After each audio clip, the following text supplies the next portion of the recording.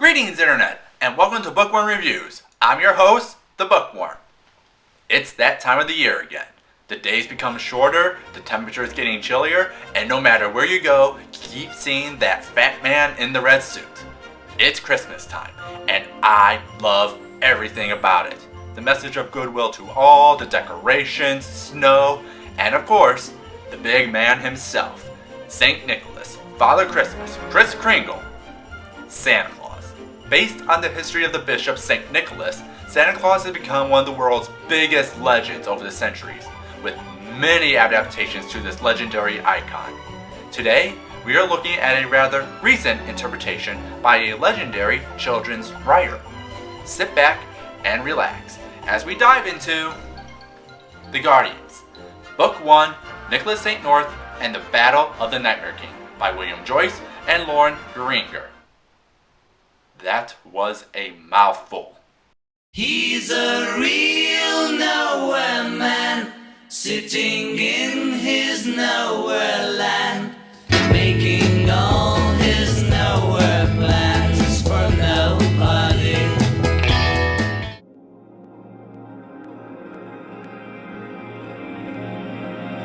Strange rocks, curling like melted wax, framed the yawning mouth of the cavern. The cave was thick with shadows that seemed to breathe like living things. In all its travels, the being had never seen anything so ominous. The moonbeam wavered, and then, not sure if it was being brave or foolish, dropped down, following the shadows into the pit below. The darkness seemed to go on and on forever. Finally, the moonbeam came to a stagnant pool. Black water reflected its glow, dimly lighting the cave. And there, in the center of the pool, stood a giant figure. He was denser and even darker than the shadows that surrounded him. Still as a statue, he wore a long cloak as inky as an oil sap. The moonbeam scanned the figure slowly, cautiously. When it reached his eyes, they opened. The figure was awake. The shadows began withering about at the feet of the figure, their low drone filling the air. They grew, crashing against the cave walls like waves against a ragged jetty. But they weren't shadows at all. They were creatures that no child or moon messenger had seen for centuries, and the moonbeam knew at once. It was surrounded by fearling and nightmare men, slaves of the Nightmare King. The moonbeam paled and faltered. Perhaps it should have given up and fled back to the moon. If it had, this story would never have been told. But the moonbeam did not flee.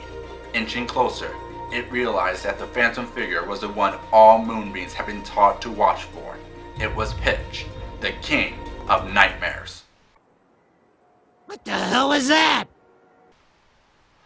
Yeah, the concept of Guardians is a bit out there. The story is about the return of Pitch, the Nightmare King. His evil has begun to infect the children of the world. A man named Nicholas St. North, a well-known bandit, gets a strange dream of a mysterious place called Santa Claus. Obvious foreshadowing is obvious, where he will grow up beyond his bandit life to save the children from Pitch with the help of a wizard from Atlantis, a mysterious boy made of light, and the man who lives on the moon. Like I said, this story is a little out there, and I love it.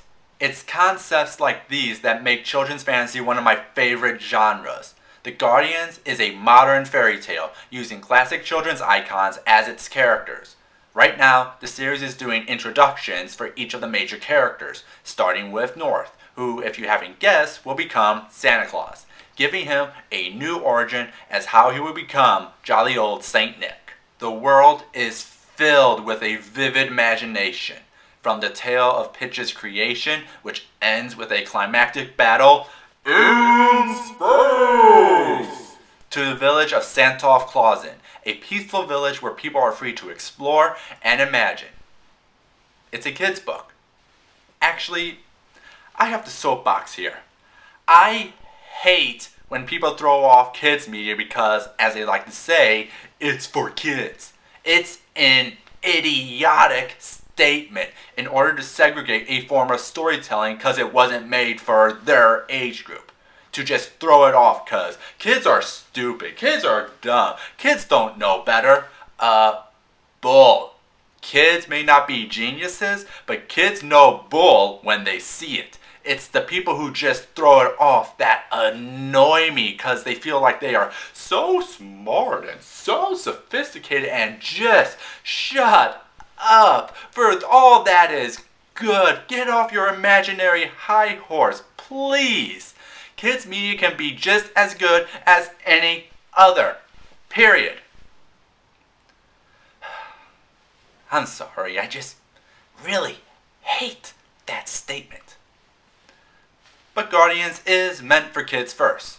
It's right in the book's DNA that William Joyce's intended audience is kids. He has written a lot of books meant for kids first and has become one of my favorite authors. Part of it because if it wasn't for his short film The Flying Books and Mr. Morless, I wouldn't be doing this, but also because he does a really good job at it. That doesn't mean adults can't enjoy this book. It just means it may not meet the standards adults are used to. The Guardian series as a whole is about the power of imagination. This book makes me think back to The Wizard of Oz, because I get a similar feeling from it. A fantasy that shows kids what they can do if they put their minds to it. And while the writing is designed for kids, doesn't mean an adult can gather the same thing. That's also why I love kids' books. Really good ones feature concepts and ideas that on the surface are very obvious. But let's face it, as adults, we sometimes forget these lessons, whether it's based on what we experience or what we feel we have to do based on society. Books like these are great reminders to not forget the child you were and how to put those ideas into your adult life. Those are what fairy tales are all about. William Joyce does a good job in bringing an adventure that will capture your imagination. He also does the drawings, and holy crap, they are simply gorgeous.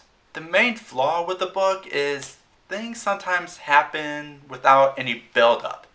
There are a few moments where things just appear out of nowhere, and for people of an older age will make things come off too convenient to the characters. But other than that, there is a big world Joyce is building up that will be explored in the sequels, as the battle with Pitch will reach greater heights as more famous childhood folklore joins the war, something that will get kids excited for each new installment. Adults, on the other hand, might not enjoy the book as much. I'll admit, if I were a kid, I'd get a lot more out of it, but as an adult, it's a good, down-the-middle book. Not bad, not great, just good. What about you, Internet? What's your opinion? That concludes Bookworm Reviews for 2013. As you're watching this, I'm getting ready for the holiday season and will be too busy to make episodes in the coming month.